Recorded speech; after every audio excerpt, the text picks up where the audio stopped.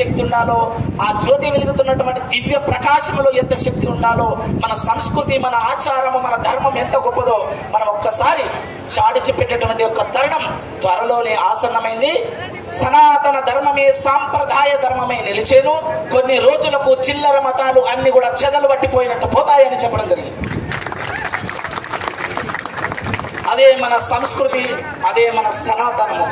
సనా అంటే శాశ్వతమైనటువంటిది, నాదంటే ప్రతి ఒక్క ప్రాణంలో నాదమై ఉన్నటువంటిది, తా అంటే తత్వ విచారణ చేస్తే నీ తప్పులన్నీ నీముగట్నే వెలిగి చూపించేటటువంటిది, నాదమయమై బ్రహ్మమయమై శక్తిమయమై నీలోన నిర్మలమైన సత్య పరాక్రమమును ప్రబోధింపజేసేదే సనాతనము. నీ ముంగట్నే ముక్తి చూపించేది, నాని అనేటటువంటిది మరిచి మీలోనే మీకు ముక్తి చూపించేదే సనాతన ధర్మము. కాబట్టి సనాతన ధర్మాన్ని ఎవరు ఏమి చేసినా ఎక్కడ పోదు, శాశ్వతంగా ఉంటుంది. సూర్య చంద్రాదులు, సన్ అంటే సూర్య భగవానుడు, తన్ అంటే ఈ ధరణి. ఈ సూర్యుడు చంద్రుడు భూమి ఉన్నంత వరకు ఈ ధర్మాన్ని ఎవరు ఏమి చెయ్యలేరు, ఎక్కడ పోదు. అందరూ కాదు ఉన్నవారు తే అనేటటువంటి యొక్క తరుణం ఇప్పుడు ఆసన్నమైంది.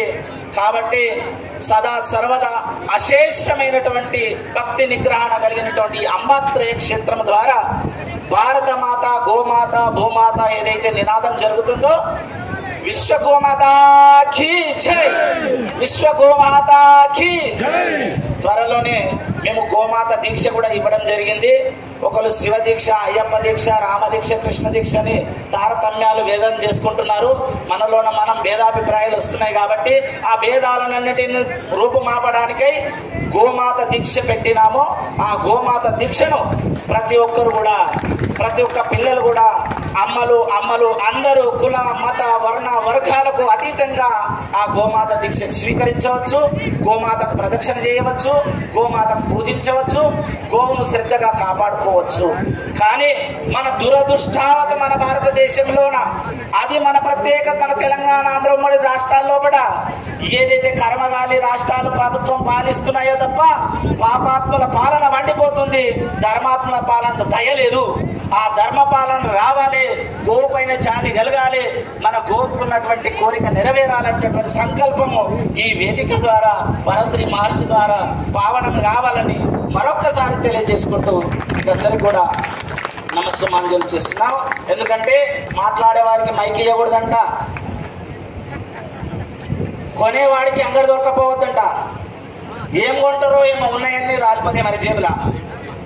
మాట్లాడే వాళ్ళు ఏ టైంలో ఏమి ఇస్తారో తెలియదు, మరి మాట్లాడే వాళ్ళు టైం ఉండదు. అందుకే సమయం చాలా విలువైంది. మనం మాట్లాడుకుంటే సరిపోదు, పని చేసుకుంటూ వెళ్ళాలి. మన ధర్మ, మన ధర్మాన్ని మనం పాటించడమే మానవ ధర్మం. మనమంతా సవ్య సమాజంలో ఉన్నాం.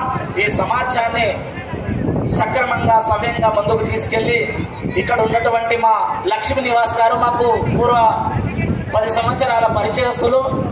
వారు మా ధర్మనిరతిని స్వీకరించి మాతో పాటు చాలా రోజులు ధర్మ కార్యాలు చేశారు.